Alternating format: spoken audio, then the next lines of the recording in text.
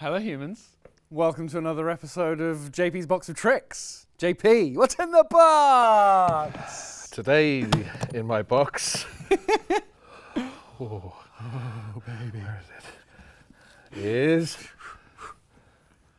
Switchbot. Switchbot!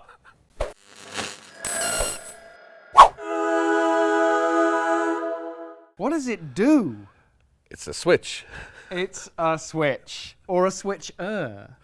A switcher. So this company primarily make products for the home automation market. Okay. So they make things like smart hubs, and they even do a device to motorize your curtains.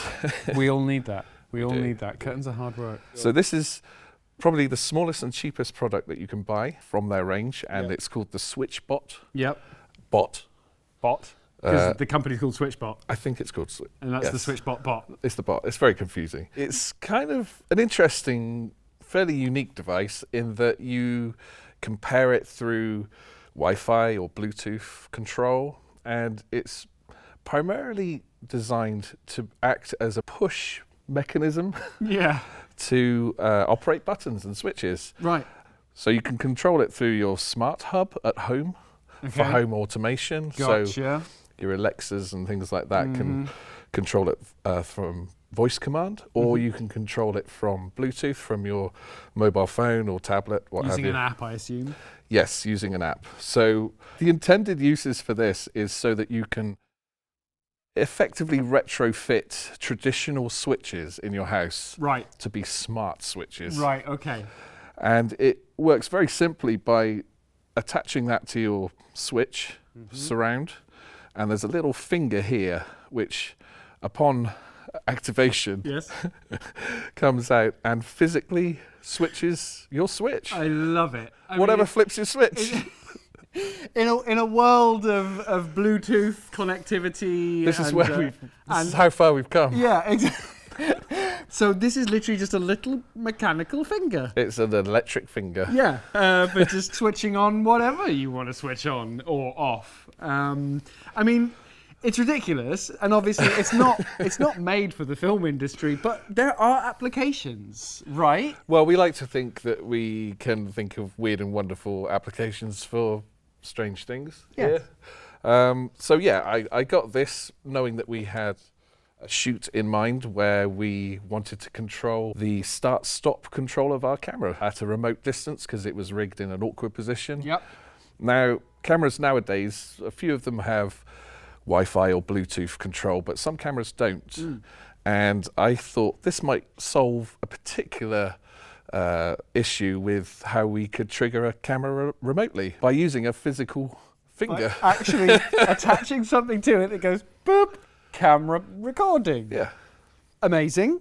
Obviously, there are a multitude of other kind of switches out there. I suppose, the obvious ones being light switches or I don't know what else. Well, What else? it kind of got me thinking that sometimes if you're on a location doing either effects work or lighting work, you may be in a situation where you can't access the power or the power sockets or the specific circuit you might need to do, and yet you're using the practical lights of that location. Right, yeah. So you may literally be limited to physically flipping switches for turning on and off practical lights. And if there was a cue that needed to be hit, like a blackout, then this could serve quite useful. Yeah.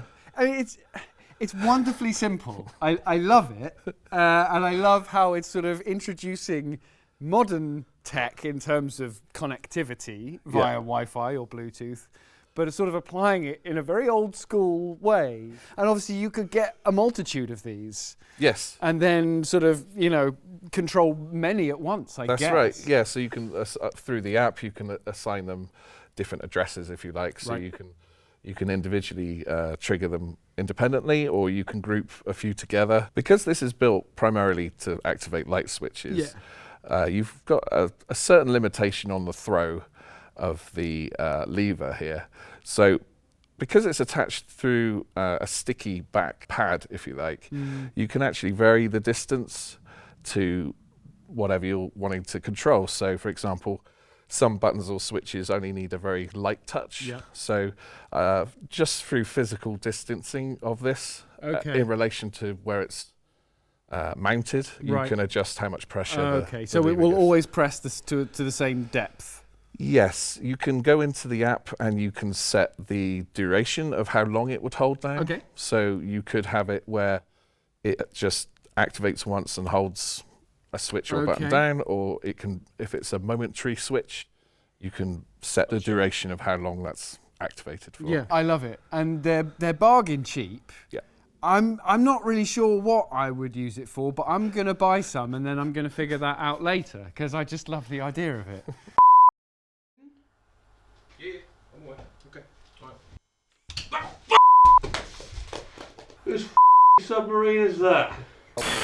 So power? I guess there's a little battery in there, I assume. Yeah, there's an internal battery that you can replace very easily, removing the top. The battery life is surprisingly long. Oh, really? On the website, it states that you don't need to change for a matter of months because it's a very efficient, it's not low using power. a lot, right? Yeah. And what's nice about it is that you can set this and pretty much forget about it. Yeah. And then when you need to activate, you go on through the app or however you've decided to connect it, and yeah, it just works. Well, that's our little gadget for the day.